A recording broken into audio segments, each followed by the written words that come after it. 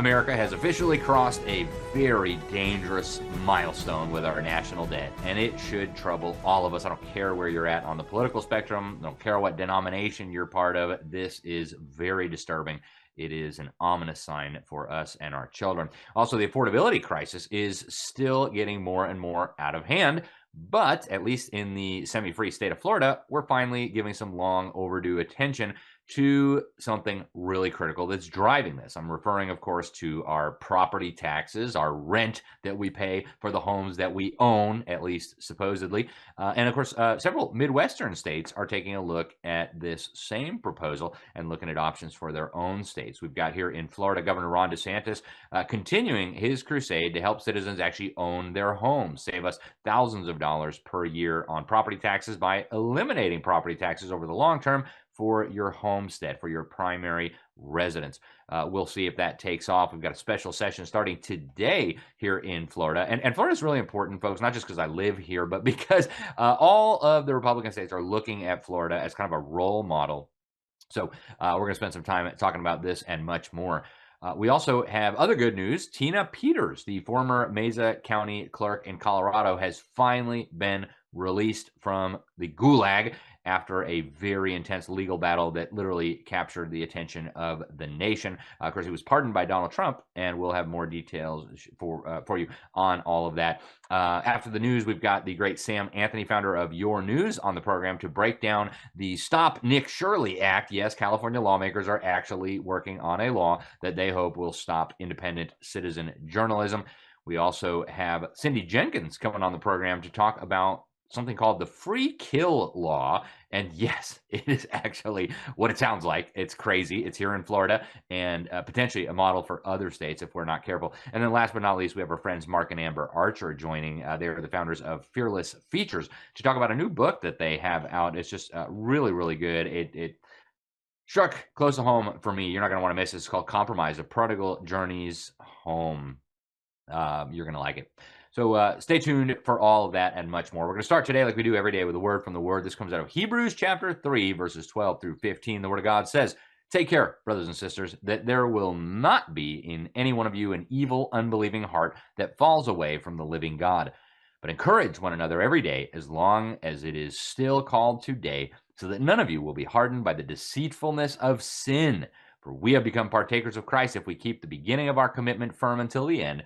While it is said, today, if you hear his voice, do not harden your hearts as when they provoked me." Very good reminder, folks. Sin looks tempting. Sin looks fun. It's not. It is terrible. We need to shun it, and we need to not fall for that dangerous siren song. We need to not fall away. And a lot that we're going to share with you today in our news segment. But before we do that, I want to tell you about our friends over at Retirement Renegade, folks. Before we even get back to this program, I've been personally involved with this. I've been featured in it. So you know we've been covering the great taking here for a while now. This is the legal mechanism, the changes that they made in our state laws, and it's happening around the world, to basically steal your retirement savings, to steal your stocks, your bonds. You know, you think you own them. You actually don't. And I can't even count the number of people who have called me, who have texted me, who have emailed me and said, "Alex, what do I do? What do I do? Where do I put my money? Who do I talk to?" You know what? I'm not a financial advisor. I'm just not. You know, I've got my own ideas, but everybody wants to know how they protect their savings. And the reality is, I don't think any of us know perfectly, but now when I'm looking for answers on this, I go to my friends at Retirement Renegade. This is an independent retirement fiduciary firm. They are one of the few firms that I have personally seen that really takes seriously this obligation to explain to their clients what's going on with this great taking. They actually spent $1 million making a documentary about it. They featured me in it. It's called The Retirement Reset. And they're offering right now, folks, free streaming access to listeners and viewers of the Sentinel Report. So you can watch the film. And then after that, you can book a free 15-minute clarity session with their advisors. You can find out specifically what your accounts look like versus and against everything that we have been covering here in terms of the great taking. It's obviously no obligation, just honest information that your current advisor probably has not shared with you. They might not even be aware of it themselves. And this Retirement Renegade, one of the few advisors who are not just aware of it, but have the courage to talk about it. So you can get, again, free streaming access to this documentary if you go to retirementrenegade.com/liberty, retirementrenegade.com/Liberty. We're going to put that down in the description. If you're watching us on any of the platforms, use that promo code Liberty at checkout and it'll be absolutely free. retirementrenegade.com/Liberty. For the news, we're going to have our great friend Andrew Muller joining us. He's Chief of Operations here at Liberty Sentinel Media, also an incredible journalist, excellent individual, and a contributor to the New American. Andrew, thanks for joining us today. Thanks, Alex. Always a pleasure to be with you, sir. It is great to have you. So big things happening in our semi-free state of Florida. The property taxes are now up for debate. I mean, the Overton window is really moving. Our governor, Ron DeSantis, has now called a special session. June 1st started today. They're trying to make a plan to phase out property taxes in this state. It's going to require a constitutional amendment. It's going to be hopefully on the ballot in November. And here's just an interesting stat, folks. This comes from authorities. Property tax revenue collected by local governments has nearly doubled in the last 7 years. Like literally 2019, our property taxes have almost doubled from $32 billion to $60 billion. Expected to reach an astonishing $83 billion by 2032 if we don't take action. So our governor, Ron DeSantis, has this proposal, Save Our Homes from Excessive Property Taxes, a plan that would eliminate taxes on your homestead, your primary residence where you live with your family. I want you to listen here to his discussion on the calculator that they have created so you can see how much you would save here. It's going to be a calculator where you can go and see, okay, if it passes, here's my address, what's my tax bill, what will it be? Okay, when it's raised, say from 250 to 500, what will it be? And you can just calculate that, and you can look at that for your properties and for your homestead property, and people are going to be really excited about it. Yeah, fascinating plan. So this would be implemented in phases. We have a homestead exemption here where you don't pay taxes on a certain amount on your homestead. They want to raise that to $250,000, and then ultimately to $500,000, which would mean most Floridians would no longer be paying property taxes on their primary home, at least under that. And then eventually it would phase out, I guess, all the way. Andrew, you're a homeowner here in the state of Florida. You're a young guy, a young family. And, both of us, of course, are dealing with this. Everybody in Florida and all over this country is dealing with the fact that our taxes, our costs, our expenses, our gasoline, all of it's going through the roof. What say you about this effort to eliminate private property taxes on our primary residential homes? I think it's essential. The affordability crisis is real. It's not a soundbite. It's a real problem. And property taxes and homeowners insurance is honestly two of the big things that keep people who are in their 20s like myself from buying a home. Thankfully, I was able to get one, but I'll just be honest. My homeowner's insurance is about $4,000 a year, and my property taxes is over $2,000 a year. So I'm paying $6,000 a year for the pleasure or the privilege of owning a home, when if I just had an apartment, let's just say, it would be significantly less. But more than that, this is about principles of owning your stuff. When you get to the core of communism, it is, state ownership of property. And if you can own your home in so much as you paid off the mortgage, and yet for the rest of your life, you have to pay essentially a rent fee to the state to keep your home, then whose is it? Is it yours or is it the government's? It's obviously the government's. So finances aside, this is the American thing to do. It's the liberty-minded thing to do, but it's also the conservative, free market, principled thing to do to tackle the affordability crisis and make it so that young people can own homes. And I will say in closing too, this is also a big pushback on the Agenda 2030, you will own nothing and be happy scheme, because if people can actually own their properties in the state of Florida, don't have to pay this property tax, that's one less thing hypothetically they can take from you. Yeah. And frankly, folks, this is like Karl Marx, right? We're just going to tax people out of their property. They just pay us rent forever until they have a financial hardship or they lose their job or their retirement goes down, and then we can just take their property from them. It's obscene. It's outrageous. Obviously, there are some issues that need to be worked on here, and those are being worked out. What happens with renters, things like that, how our local government's going to fund the things that taxpayers expect. So all those issues are being worked out as we speak, hopefully in this special session. Governor DeSantis has had some very harsh words for members of Congress. He didn't mention any names, but we all know he's talking about Congressman Byron Donalds, who talk about affordability and yet don't really offer solutions. Check this out. Final thing is, I hear politicians blab about affordability and never offer any solution for it. I never hear. I just hear them complain and say this and that. I hear these congressmen complaining when they've inflated the currency because of the debt. I hear all this different stuff. It's like, okay, show me what you're going to do. Oh, I'm going to lower this. I'm going to lower it. Somebody had to say it. Here is DeSantis on Fox summarizing this plan. Check it out. Homeowners need relief. And so it's my view that if you are a Florida resident and you have a homestead, we want that to be tax-free. And so that's our vision. That represents about 30% of the overall property tax revenue because they still tax investment property, commercial property. And so this ballot measure will do an opening salvo of raising it, the exemption to $250, adjusted for inflation, so they can't play games. That will be 60% of Florida homesteaders tax-free. Then as they raise it, the legislature will be able to raise that and have a process to do that. Once you get to 500,000 limit, that's 92% of homeowners. And then on it goes from there. Yeah, folks, we just can't. It's not sustainable, right? Our salaries, our income is not going up nearly as quickly as the government is devouring our resources. And these people say, hey, just, tax slaves, just write the check. People can't do it anymore. People can't do it anymore. And it's not just Florida. In fact, in Ohio, they are talking about this as well. Obviously, Florida is the key state here, but I want you to listen to Vivek Ramaswamy, the likely next governor of Ohio, talking about this. We need to bring down the income tax, eventually down to zero, because you deserve to keep what you earn. It is your money, not the government's. We need to bring down property taxes in this state immediately, eventually down to zero.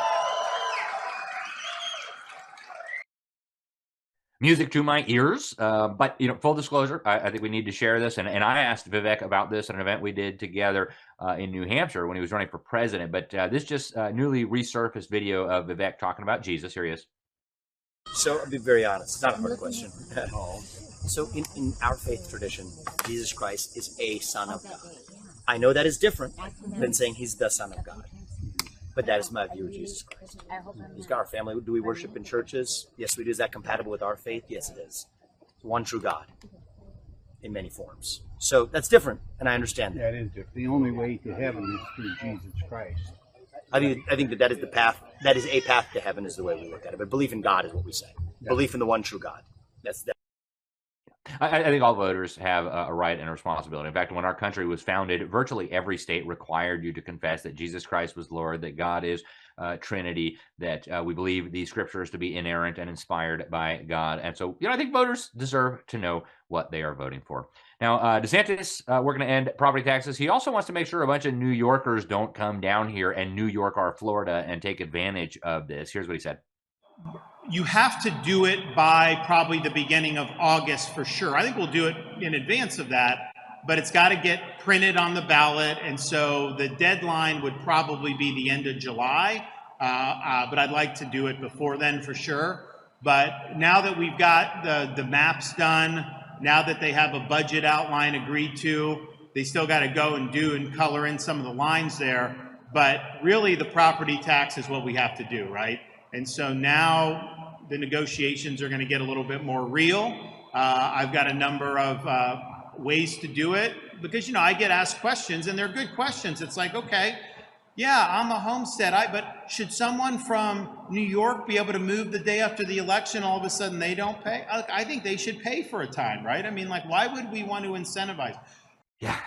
Speaking of crazy left-wing governments chasing away their taxpayers and sending them to Florida, here's the Seattle's socialist mayor speaking about the exodus of millionaires fleeing from her giant wealth grab. I think the claims that millionaires are going to leave our state are super overblown, and if the ones that leave, bye. In general, we still have a very regressive tax system. And my office is doing a lot of work to look at what our options. Yeah, bye. See you later, millionaires. Who's going to pay all the bills? Well, we don't know. Speaking of, Jeff Bezos just moved down, bought actually two huge mansions in Miami. So fascinating that we've got some states trying to be more business friendly, trying to reduce the tax burden. Then we've got people in New York and Seattle basically sticking it to people, trying to take as much money as they can. And of course, they are leaving. Very troubling development, folks. I mentioned it at the start. The U.S. national debt just crossed a really, really scary threshold. It is now officially above 100% of our GDP, our national gross domestic product. This is the first time since World War II that our debt has been such a high percentage of our national production. Folks, the list of problems associated with this is huge. We're going to be crowding out the money that the private sector needs to actually create wealth, to do investment, to do research. This is going to be crushing us and our children and our grandchildren. We'll see what this newly confirmed chairman of the Federal Reserve, Kevin Warsh, has to say, but he's going to have to make some tough decisions, folks. It's not going to be good. And nobody wants to talk about all the things that are coming, but not talking about them doesn't make them any less real and doesn't make them any less devastating, folks. At the end of March, federal debt held by the public was $31 trillion, okay? $31.2 trillion. And this rise of the debt to GDP is accelerating, folks, because the budget continues to grow, the spending continues to grow, and this is not going to end well. I'm just telling you now, it's not going to end well. We've got to get control. And I know a lot of the older people are thinking, well, I got to get my Social Security, I got to get my Medicare. We understand all of that. But they're coming for you too, right? They are planning to eat you too. In fact, we've got Yale University, a law professor, now positioning the elderly in America as the next people to be plundered. Disgusting op-ed in the New York Times supporting the mass theft of money and wealth from older Americans. They're basically the new bourgeoisie. He calls them the gerontocracy in America, how the old are hoarding power and wealth and what to do about it, folks. Again, it's a Yale professor. Seems like a totalitarian. He's a professor of law and history. His name is Samuel Moyn, and he's resurrecting basically this Marxist idea of class conflict, but now the elderly Americans who have worked hard their whole lives, saved, paid their taxes, they're the problem now. They need to be destroyed. They need to be looted because they are hoarding America's wealth. Never mind the fact that they worked for 50 years and saved and invested. No. They are hoarding all the wealth, and he calls this a gerontocratic society where older Americans are oppressing the young, right? It's the newest critical race theory is now old oppressing young. And so now we're going to rile up the young, tell them that the old are the problem and that we need to steal their money, steal their homes, steal all of the investments that they built up. Folks, I'm telling you, this is really troubling. And as the economy starts suffering more, as this debt continues to grow out of control and they realize that somebody's going to have to pay for all this, watch for more of this. The old people are the ones who are the problem. We need to eat, not the rich. Well, yes, the rich, but also the elderly Americans, folks. This is very, very, very troubling. By the way, Moyn is a fellow at the Quincy Institute for Responsible Statecraft. If you're not familiar, Stephen Heinz is the chairman of the board there, and he's also the president of the Rockefeller Brothers Fund. So yes, again, we've got the billionaire Epstein class promoting the destruction of another category of Americans. It's absolutely disgusting. Andrew, what do you make of it? I mean, the old Americans are the problem now, I guess? No, they're definitely not. I mean, you see a lot of young people my age that are going after what they say the boomers, right, for various political sins. And some of those are justified. But ultimately, biblically speaking, we need to respect our elders. We need to take good care of them. And this sort of hatred towards them, one, it just totally takes any sort of blame off of us, right? We need to be looking at ourselves, what we can do to be better, rather than blaming it on other people. So this is a communist tactic, right? They take the, one race and pit versus another. They pit men versus against women. Now it's the young versus the old. And we got to get past this and start looking at our hearts, our minds, our souls, what we can do to be better in Christ rather than looking for somebody else to cast our problems on. Amen. It's typical divide and conquer. And folks, I want to remind you, these Marxists, they always use the same playbook, right? You should covet the wealth that older Americans built up, right? Yeah, they busted their butts for 50 years. Yeah, they lived below their means and they were frugal and they invested, but you should covet what they have. They have a nicer house than you do. They drive a nicer car than you, so you should hate them. You have a right to their stuff, and you should ask politicians to take it from them and give it to you. That's called stealing, okay? Covetousness, stealing. Let's go back to the Old Testament and just read the 10 Commandments, right? Covetousness, stealing, not a good idea, all right? And it always ends poorly. It doesn't matter who the target is. It always ends poorly. I want to turn now to the persecution of Tina Peters. It seems like finally we may be seeing light at the end of the tunnel. She has just been released after a horrible time in this Colorado gulag. All she did was expose the massive voter fraud and try to preserve some of that information and that evidence for this case. She was ruthlessly persecuted by the communists in Colorado.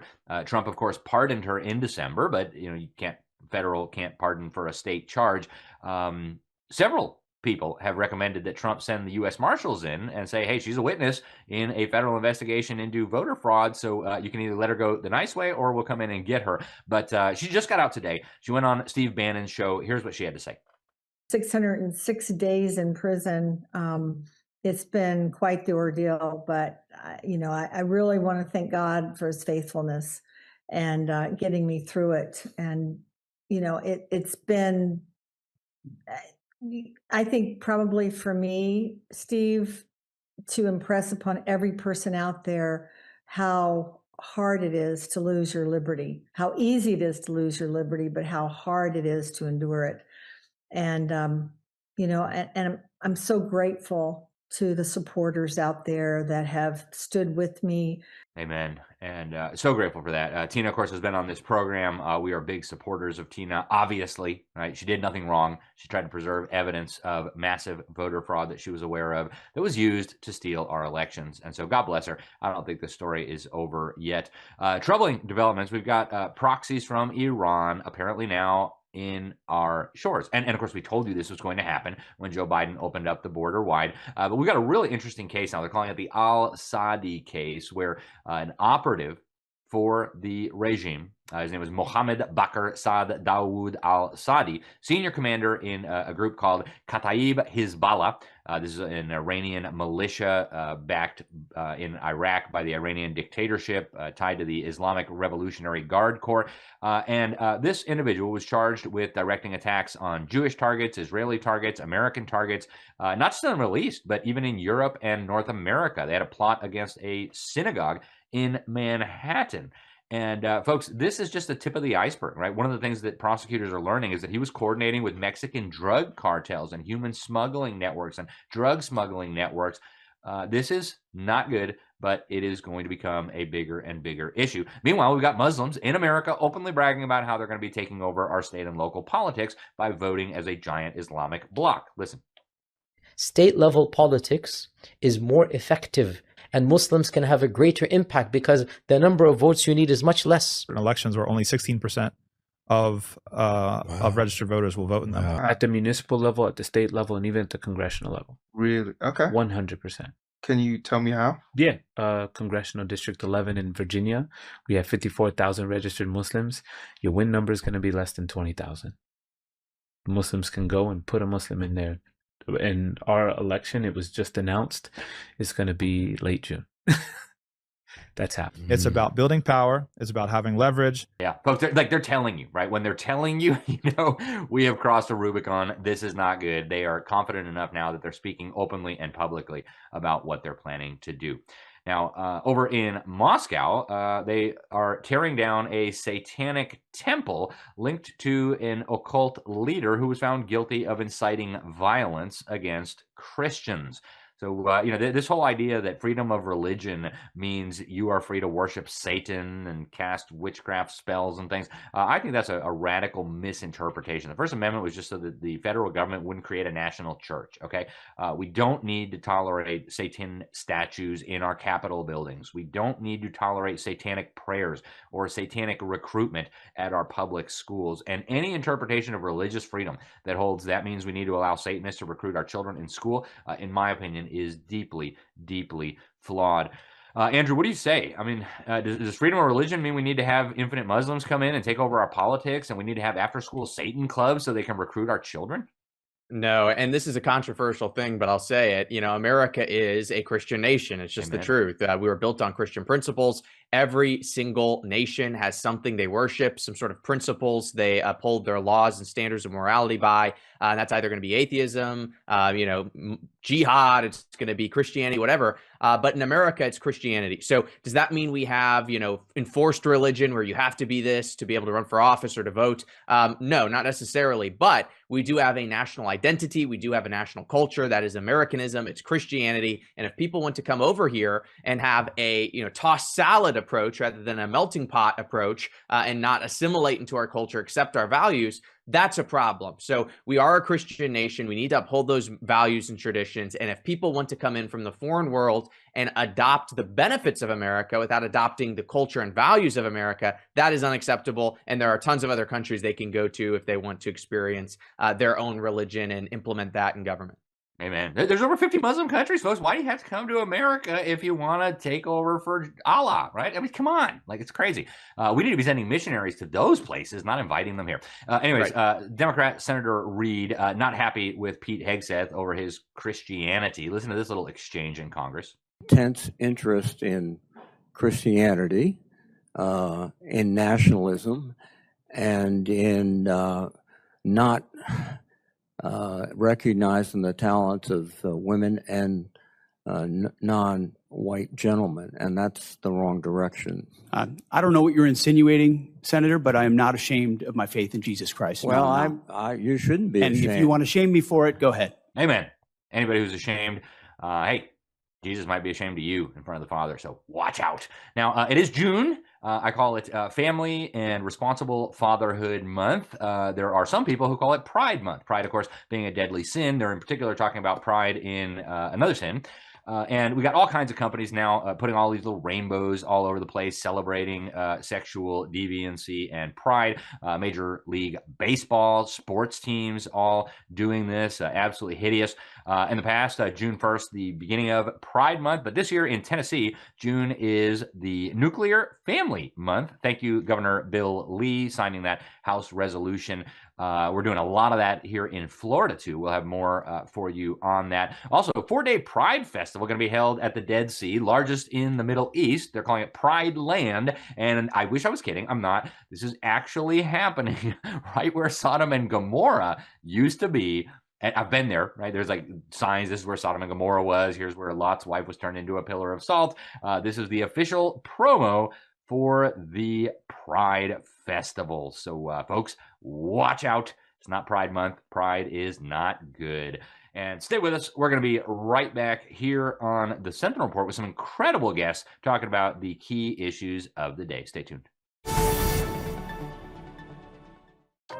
Hey guys, Alex Newman here. I want to tell you about a wonderful ministry that is doing incredibly important work. That's Public School Exit. I am very blessed to serve as the volunteer executive director. We've got an incredible team, and our mission is simple. Try to get as many children into the safe sanctuary of Christian education as humanly possible, as quickly as possible. Government schools are no place for children. Children need to learn about God. They need to learn the Word of God. They need real education. They need to learn how to read, write, and do math. And we all know that's not what's happening in the government schools. In fact, what's happening is they're turning our children into revolutionaries, little radicals ready to burn down our churches and our civilization, not to mention our families. So go check it out today, publicschoolexit.com. We've got all kinds of resources for parents, for pastors, for taxpayers, for everybody down the line. And folks, this is one of the most critical battles. So go check out our partners at publicschoolexit.com, publicschoolexit.com. Turns out, folks, that we have something in Florida called the free kill law. And that's kind of an inflammatory name. Free kill? You mean you could kill people for free and get away with it? Kind of. It's a crazy story. This is a term that just came up again in a gubernatorial debate that I helped moderate just a few days ago at the Florida Parent Educators Association's annual conference, homeschool conference. And it's something that some Floridians know about, but very few understand. Legislators have worked on it the last 2 sessions. There are efforts to get this free kill law repealed. And one of the people leading the charge on that joins us today. Her name is Cindy Jenkins. She's the founder of the Healthcare Accountability Initiative. Her own daughter was actually killed due to what they call reckless negligence and neglect at a hospital in Orlando. And when she tried to get accountability and justice, she found out about this law and found out that that would not be possible under this very bizarre so-called free kill law in Florida. It sounds too crazy to be true, but it is in fact true. Cindy, welcome to the program. Thank you for joining us. Thank you for having me, Alex. So, Cindy, let's start with just the obvious question. Free kill, I mean, you can kill people without getting in trouble in Florida. Give us the background on this law. What does it do? What is it? And why is it still on the books? So the law was passed in 1990. The narrative then that has continued for almost the last 40 years is that it helps keep medical malpractice claims at bay and keeps medical malpractice premiums affordable for doctors. The claim is also that if free kill did not exist in Florida, doctors would leave and they would not want to come to the state and practice if this protection was not available to them. Essentially, this claim has been disproven. There was a white paper released that took a deep dive using reliable sources that can be cross-referenced that completely disprove this narrative. Furthermore, the Department of Health's own data shows that medical malpractice premiums are the least of the concern for Florida physicians. Cindy, tell us what the free kill law is first, though. So I guess a doctor, even through neglect or malpractice, can kill a person, and unless the child is under 25, walk us through what the law actually does. So the law states that if you are 25 or older, you're not married, and you do not have minor children, it doesn't matter if you're a Floridian or a resident, or a Floridian or a visitor, male or female. The law applies to anyone 25 or older, not married, with no minor children. If you fall into this arbitrary carve-out that only exists in the state of Florida, and you are the victim of medical negligence, in my case, it's proven. The autopsy prompted the medical examiner to change my daughter's cause of death. She'd been 25 for 2.5 months when she was killed. And I also have a independent record review outlining the negligence. Because she'd just turned 25, 2.5 months prior to losing her life at the hands of this hospital and its physicians, and she was about to get engaged but not yet married, and she did not have minor children. When I started reaching out for help, those are the 3 questions you're asked by any law firm. I even reached out to national law firms, and they say, how old was the victim? 25. Was she married? No. Did she have children? No. And then they let you know that they cannot help you because of this law. Wow. And so you dealt with this personally, and now you're on this mission to get the legislature to stop this. Now, you guys got legislation passed, and this is going to be hard for a lot of people to believe, I think, because DeSantis has a pretty significant fan club, but the governor of Florida vetoed this legislation. Am I understanding this correct? You are correct, and I was part of that fan club, Alex, to be completely honest with you, until I was forced to learn more than I ever wanted to know. Essentially, when my daughter was killed in March of 2023, I decided to use this as a change for the good. It allows medical malpractice insurance companies to dodge claims, but it also allows the hospital and providers to profit for the wrongful death by strategically blocking the judgment that would force them to reimburse. So this is not just a Florida problem, this is an American problem. Anyone who pays health insurance premiums and federal taxes, including Medicare and Medicaid, is funding these deaths in Florida, since the hospitals get a free pass and they don't have to reimburse. In 2025, 93% of the Florida legislature voted with overwhelming bipartisan support. This is not even a partisan issue. Overwhelming bipartisan support to end free kill. Governor DeSantis almost immediately announced to the press that the bill would be dead on arrival. He scheduled a veto press conference on May 29th, 2025, held it at a hospital with powerful lobbyists from hospitals and insurance companies present, and he vetoed the repeal. Wow, that's really, really sad. Cindy, you obviously want to get this bill passed. We've got another legislative session starting next year. And of course, Governor DeSantis will be termed out. We will have a new governor. I assume you guys are going to keep pushing. What do you think the chances are that this could be pushed through? And why is this of concern to people across the country? I mean, you mentioned some of it that our tax money is helping to fund all of this, but why do Americans across the country need to know about this? Well, for that reason, clearly that I don't think they realize that every time they make a tax payment or a health insurance payment, that those funds are going to fund wrongful deaths in Florida.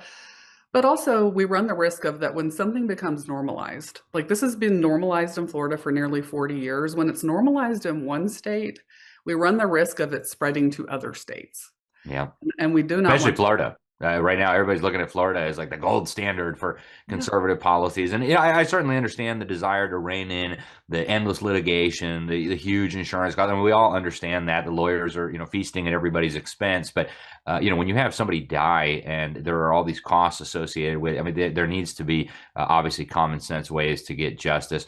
Cindy, we're just about out of time. Your website is healthcareaccountability.org, healthcareaccountability.org. You've got a lot of information on this and so much more. How else can people follow you? And if they live in Florida, what can they do?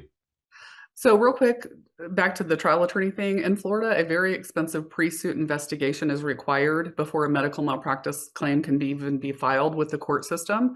Trial attorneys are required to carry this expense that easily runs $100,000 or more, which is the exact reason that we are blocked from justice. People are going to Google this after watching your show, Alex, and they're going to see, oh, this just bans families from seeking non-economic damages, but they can get economic damages like funeral expenses or the cost of the autopsy.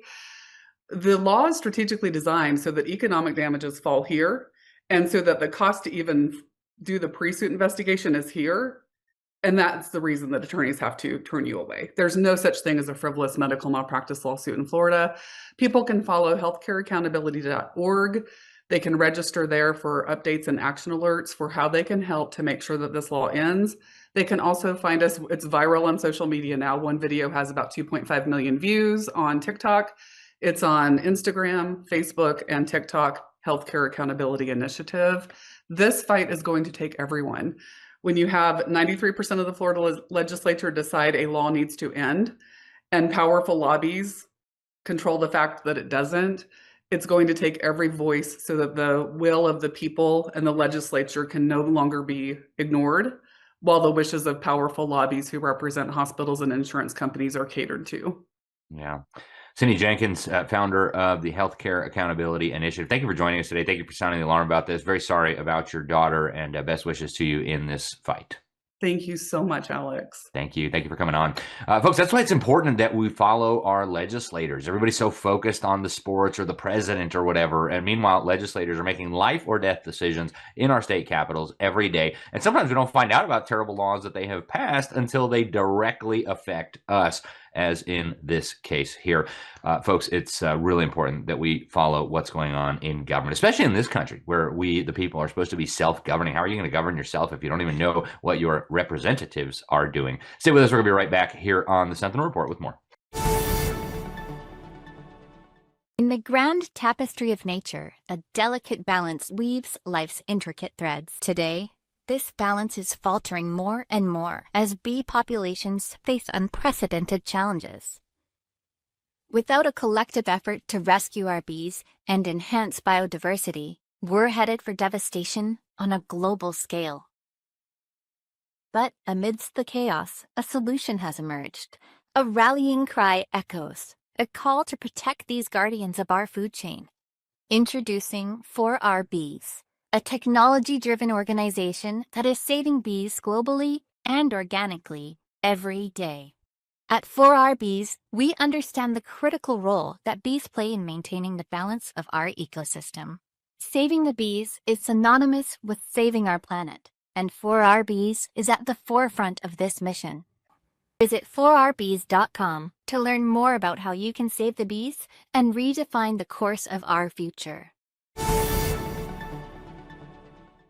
The mainstream media is lying to you, sometimes by omission. They just don't talk about the things that really matter. And that has got some people really upset. Last week, we talked a little bit about the COVID-19 special hearing that they just had in the Senate.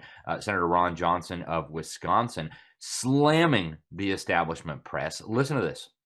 I need the mainstream media, CBS, ABC, CNN, to step forward and start covering what is a major scandal. How many thousands, tens, hundreds of thousands of people are permanently disabled or possibly lost their life because our FDA hid the fact that there were safety signals screaming at them with the COVID injection. So again, you can't answer all my questions in terms of but we need to figure out who is running this deep state. Who is running this deep state? Brought to you by Pfizer. Of course, we here at the Sentinel Report, we're talking about this throughout the whole thing. In fact, these injections killed my dad. We have been reporting on this from day one. We had Dr. Peter McCullough on like right after these injections started coming out, and the safety signals were already looking very concerning. But the mainstream media is still nowhere to be found. They're literally funded by Pfizer, and they're literally never going to talk about this unless they have to. Joining us today to discuss this and so much more is my good friend Sam Anthony. He's the CEO of YourNews. I'm on the board of advisors there. I submit articles and content regularly. This is the next big thing, folks. It is going to completely sideline the mainstream fake media. Sam, welcome to the program. Thanks for coming on today. Hey, Alex, glad to be here, man. That's great to have you. So what do you make of Senator Ron Johnson's frustration? I mean, the CBS, they're all covering it up. We need the mainstream media, he says, to cover these things. You think the mainstream media is going to cover these things? No, there isn't even a remote possibility. I mean, the reason you exist is because they're incompetent and they're never going to cover this stuff. And like you said in the monologue, it's all because they're paid for by Pfizer. I mean, I'm an old man, so we're talking back in 1980s, there was 500 or 600 independent news outlets. Today there's 6. I mean, it was a big roll up of the media industry. 6 massive conglomerates rolled them all up, all funded by institutions like BlackRock and Vanguard, who now control the messaging. And it's just the way it is. I mean, there is good news, and the good news is that none of them are going to survive because the legacy media is dying.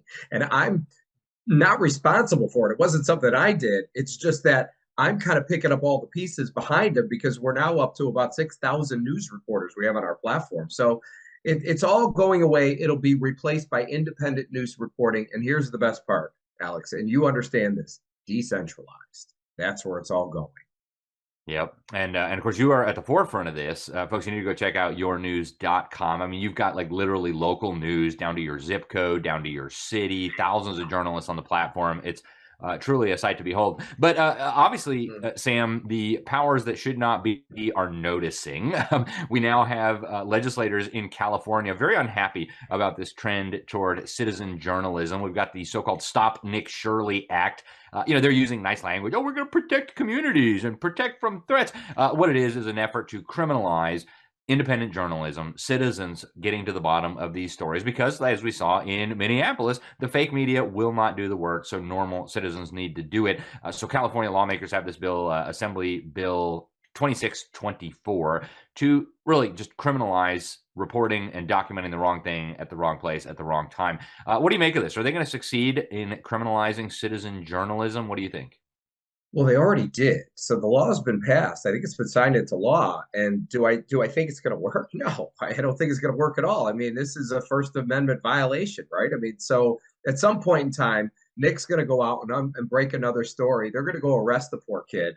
And next thing you know, he's probably going to become a millionaire from the lawsuits he's going to have on him that they're going to have to pay him. It's never going to, but here's the whole thing. You would think that the government would be interested in help in trying to uncover crimes that are happening against the communities, right? You would think that just makes logical sense. So because the mainstream media is not covering it, well, what if some citizens uncover it? No, that's illegal. You can't do that. I mean, this is just, it got ridiculous, absolutely ridiculous. So no, it's never going to hold up. It's just a matter of time. And you're probably going to inspire more people to go out and uncover corruption. Yeah, I hope so. I mean, it's amazing that, a kid with an iPhone was able to do more journalism than all these clowns and all their millions of Pfizer advertising dollars and all the rest of it. Now, Sam, you're really helping to facilitate this revolution in media. I mean, you kind of have like the YouTube of news, if you will. Talk to us about where you think this is going. I know you're taking investments right now from just regular everyday people, crowdfunding. Talk to us about where you think this is all going. I know the numbers on yournews.com are just like astounding. Where do you think this is going in the last few minutes that we have left? All the legacy media is not going to survive. It's not because of me. It's because there's options, right? You have YouTube, which has 60 million people on it. We're talking channels. Rumble has 250,000. TikTok and Instagram over 100 million. The point is, the way people consume information has changed, and people have options. So there's less people watching or reading the mainstream media. They're all going to alternative news. And this is why they're going out of business. Now, what's replacing it is platforms, because I don't know if you know this, YouTube has 61 million channels, but they had 3 billion visitors last month. Whereas Rumble had 250,000 channels and they had 52 million visitors last month. You can't compete with that. And the money goes where the eyeballs are. So what we are is a platform, a hyper-local news platform. Our niche is local news. So we can serve news to a city, a county, a market, state, regional, or national. But it's true citizen-powered press, and who knows more about the community than the people that are in it. So where I think it's headed is I think that the next mainstream media is going to be what we do, a hyper-local news platform with a social component where the public can interact and share in the narrative, along with a monetization model where news reporters can submit their work freely without censorship and get paid for it, and a self-service ad platform where somebody could buy an ad targeted to one zip code or anywhere in between. It's not fantasy. We already do it. I looked at our numbers from the month of May we just went through, and it was a little over 1.67 million visitors, I think it was. Wow, that's which is absolutely and that's because we have 6,000 people contributing articles. Yeah, and it's growing very, very rapidly. Oh yeah. Folks, you need to be paying attention to this, right? The California State Assembly just voted last week 57-19 to pass this ridiculous Stop Nick Shirley Act. And even before they had this on the books, you remember they chased down David Daleiden, harangued the guy, threw him in jail for exposing the Planned Parenthood baby body part trafficking scandal with a secret camera. I mean, these people are not going to stop. But honestly, I don't think they're going to be able to resist this trend that we're seeing toward the democratization of the news media. I still remember when I was in journalism school, our professors were telling us, "You're the gatekeepers. You will decide what people say." Like, no, that world is gone. It's not coming back. We're in a whole new media ecosystem, and I'm grateful for that. And I'm grateful that you are leading the way here, Sam. How do people go to get involved? YourNews.com, obviously, is the starting point. How do people learn more? We're always looking for more advertisers. There's a place if you go to yournews.com at the bottom, you could buy an ad. It supports the local journalists. If you're interested in becoming a citizen journalist, at the bottom of the page of Your News, you click Become a Citizen Journalist. There's an application you could fill out. We're always looking for more investors. As far as I'm concerned, the reason we're doing equity crowdfunding is because we didn't want institutional money. Because if you're going to be a news organization that's supposed to be by the people for the people should own it. Alex, not the institutions. So we're doing it backwards. Normally, companies like mine get funded through Silicon Valley, which is all institutional money. They scale them, they take it public, and then you get in at the top. We're doing it the opposite. So we're doing this round. By the way, we finished one. We're doing another small one, followed up by a bigger one, followed up by an IPO. I'm guessing I want to take this public somewhere between 50 and 100,000 creators. And remember, there's 20,000 cities with all the different categories, sports, business, so we could have 1 million people, 50 people a city. Yeah, I love the model, Sam. The last thing we need is BlackRock and company coming in and buying everything up and squashing all of the great journalism that's happening. Sam, Anthony, thank you very much for joining us. CEO, founder of YourNews.com. We'll get you back very soon for more, but thank you for joining us. Thanks, Alex. Absolutely. All right, folks, stay with us. We got one more segment here on the Sentinel Report. Life's just better with VNI. There's purpose, there's passion, and there's a renewed sense of inspiration and optimism with every day. After all, we were founded on the power of possibility. Nearly a decade ago, a team of world-class scientists, formulators, and industry makers brought together biology, chemistry, and technology and created something unique and life-changing, while infusing a new sense of health and hope into the world.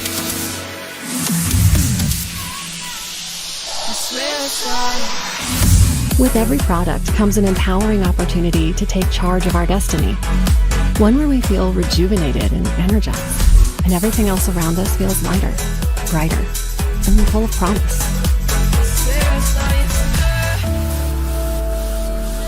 Let's live victoriously, together.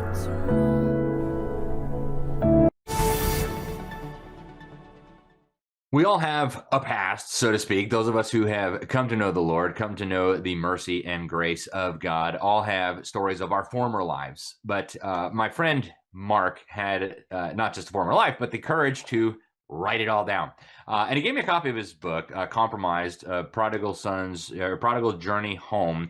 and put it in my suitcase, started reading it on the flight, and I was so moved that I thought we've got to get Mark and his wonderful wife, Amber, on the program to discuss. Our guest today is Mark Archer and Amber Archer, a wonderful, wonderful couple. They make some of the best documentaries out there that are actually building up and equipping the saints, edifying the church, exposing evil. Yeah, all those things that Christians are supposed to be doing. And then they do it courageously and boldly, even though sometimes people don't like it. Welcome, Mark. Welcome, Amber. It's great to have you guys on the program. Thank you for joining us. Hey, thank you for having us. It's wonderful to have you. Mark, your book, Compromised, A Prodigal's Journey Home. You begin with some things about you that you may have told me before, but I didn't know. You were like a big deal. You won, I mean, you did like a Hollywood film. It won an award at the Sundance Festival, which, I don't even know much about Hollywood, but I know Sundance, that's a big deal. Yeah. You're interacting with, all these like superstars and the weirdos. What was that guy that was in trouble for Harvey Weinstein. Yes, Harvey Weinstein. Yeah. So tell us a little bit about your former life before you came to know the Lord. Well, so you can just put my title, former big deal. Yeah, so I mean, an unlikely path to Hollywood. I grew up in Fort Wayne, Indiana, which is where we still live now. But this was in the early 90s. I started into film after I graduated high school, and I scrapped my way into the business and made my first my first feature film at the age of, I was 22, I think, when we shot the film. And then we shot the film in 11 days for $25,000 and sent it off to the Sundance Film Festival and got in. And at the time, I think Sundance festivals in general have kind of lost their shine because the business has shifted. But at that time in history, if you got into the Sundance Film Festival, it was like being nominated for an Oscar. I mean, you were going to get a distribution deal. It was a big deal. And so we were the, the pirate ship floating into, the colonial bay there. I mean, nobody had any idea who we were because we weren't anybody. We were just a bunch of nobodies from Indiana. And the whole time, of course, I'm thinking, what am I doing here? Because, I'm just a guy who's trying to find his way, and I have attached myself to this project as my first feature film. And I'm a kid who grew up in the church, good, solid Christian home. I became a Christian when I was a young boy, but I had started to drift away and found myself involved in this project. And to my surprise and shock and horror at the same time, it became quickly very successful, and my career was about to be defined by this film that was a dark 90s indie grunge film noir film. It was very vulgar, and it took off, and suddenly I found myself in the middle of Hollywood at 23 years old and having a career. So that's kind of the short version. It's an amazing story. And now you had made a promise to God under a willow tree. I read that you were going to make films that glorified him. And I guess you weren't off to a good start. No. Amber, I want to turn to you also. You did not come from the kind of good Christian home church background that Mark came from. And so you have your own story before you met Mark. I don't know how much you want to share on the program here. Some of it is in the book. If you're willing, we'd love to hear a little bit of it. Yeah. How much time you got, Alex? So I did. I grew up completely different than Mark, and found myself in my early 20s as an exotic dancer, and did that for 5 years, was in and out of jail, drug addict, alcoholic. And then Mark stumbled into the bar that I was working at. Quite literally stumbled in, because I was a drunk. in 2005. And so we chatted and exchanged emails. And I thought, I'm never going to see this guy again. I hated men, after 5 years of that. I don't blame you. Exactly. And so there was no real desire. He tried taking me out twice, and I dissed him both times. I'm like, no. But it was persistent, Alex. It was persistent. That's the key right there, right? If it doesn't work, try again. And then I ended up, so I actually, on my way home from work one night, I mean, obviously I'm a stripper. On my way home, it's 5 o'clock in the morning because the bar didn't close down until 5. And so early Sunday morning, and there's this yard sign, come to church at the movie theater. There was a startup church happening. And so I actually on my own started attending a church in a movie theater. And we laugh often. I was like, the Lord has a sense of humor. It's like I never in my wildest dreams would have thought that I would meet a man who makes movies, and now I'm making movies with my husband, and started my whole life, in the faith in a church that was in the movie theater. So just cool stories, the way the Lord works. But I happened to be at a young adults Christian Halloween party, and I had to go to work later that night. And I never told anybody what I did. I mean, because there was just shame associated with it. And but after I got off work that night, and I thought, I'm going to call that guy, or I'm going to email this guy that I met, and he tried taking me out because there was just something different about him. And so I emailed him, and here it is, Halloween in 2005. And the guy emails me right back. He was waiting by his computer, waiting for your email. Right. I heard it from the other room. Oh, let me go see. Somebody wants to talk to me. Oh man, what an incredible story! And I mean, just that is worth reading the book, folks. The sexual revolution has ripped through our society like the most devastating plague ever, and yet God can redeem, God can restore, and He does that, and He did that in this case, and He can do that for you if you're hearing us now and you're thinking, I've got a past like that. It's incredible what Christ did for us and what He can do for us if we're willing to surrender and come to Him. Now, the story obviously has a very happy ending. Mark, you rededicated your life to Christ. Amber, you came to know the Lord. You surrendered after some, time. You talked to Mark's parents. A wonderful story of how that happened. And then you guys went into business together. I mean, there was a time you were doing photos and all that, but you guys went into business together now with the nonprofit Fearless Features, and you guys make incredible documentaries. Inwood Drive is just a home run, exposing the mass murderer, killer of babies. Then you did multiple ones exposing the government school system. You've got another one coming out soon, Principalities, which I can't wait for. But in the last couple of minutes we have left, talk to us about that transition from the mess where God found you to now you guys are married. You've got wonderful children who are walking with the Lord, and you're making films that honor our Creator, our Savior. Gosh, I mean, it started with, I quit the film industry for 3.5 years. I tried to get out and go and pursue another career in engineering. I finished my engineering degree, couldn't get a job. And I was just feeling this. When I quit filmmaking, I walked away and I told the Lord, because I was convicted. I knew that I had broken my promise. And I told the Lord, I'm done with this, and I will not go back to it unless it's 100% for you. And so that's when the Lord was calling both of us together to do what has become Fearless Features, doing these films. It was obvious, and that was the real heart issue for me, was saying, okay, we're going to do this 100%, no compromise on this, because I had lived my whole life as a compromise. So it was her fault. She kind of got me drawn into this. People who are just listening, I mean, you have to understand, when we first, even before kids, when we first started our relationship, it was 100% like, we are going to study the Word together. We are going to build our home and our lives on the foundation of Jesus Christ, and no exceptions.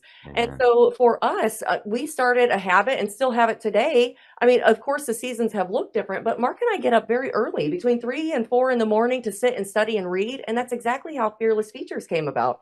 We were, sitting and studying and reading together at the kitchen table. And I just looked at him and I said, hey, I think we're supposed to be making movies. He had been away from it for a while. And he's like, really? He goes, the Lord's been working on me too. So we weren't really sharing, he didn't tell me about breaking his promise to God. I knew nothing about this, like, really. But the Lord was working on me and saying, hey, you need to go prod him a couple of times. He's got some work to do. So I had the idea for what became Inwood Drive. It had been burning in my mind for actually a couple of years. So that was the first film that you guys made that I saw, and it was so good. Horrifying, of course. We're talking about a very tough subject, a mass murder of babies, not far from where you guys are. And but it's so important. It's so important. And then you guys did mind polluters. I mean, exposing what's going on in the government schools. I think it's the best one out there, exposing this stuff. And I can't wait to see the new one, Principalities. Folks, if you haven't watched their films yet, go find them. I know you can find them at Fearless Features. Some of them are still on Amazon, I think, right? Yeah. The Mind Polluters and Inwood Drive, surprisingly, are still on Amazon. Dysphoria and Title IX have been banned by Amazon, so we're still working trying to get them out. Available on our website. But you can watch them all on our website. Yeah. Folks, go check those out. And I'm telling you, the book was a joy to read. There's not a lot of books where I read them and I'm just like getting emotional. And, you know, part of it is I see some of my own story in here. I've got someday I might tell the story, but I've got plenty of my own skeletons in the closet. I didn't really come to know the Lord until college. Didn't have a good child. I mean, wonderful parents, but you know, I did so many dumb things. Just we'll save that story for another day. But you guys are an inspiration. You guys are a blessing to the body of Christ. Thank you for writing this book, Mark. Amber, thank you for all that you do. Thank you guys for the movies that you do. And real quick before you go, you guys have a podcast also. What's the best way for people to follow your work, support your work, and keep on top of all the great things you guys are doing? Yeah, everything's available at fearlessfeatures.org. Sign up for our newsletter, access the podcast, and see the movies. Yep. Awesome. Fearlessfeatures.org, folks. Go check it out.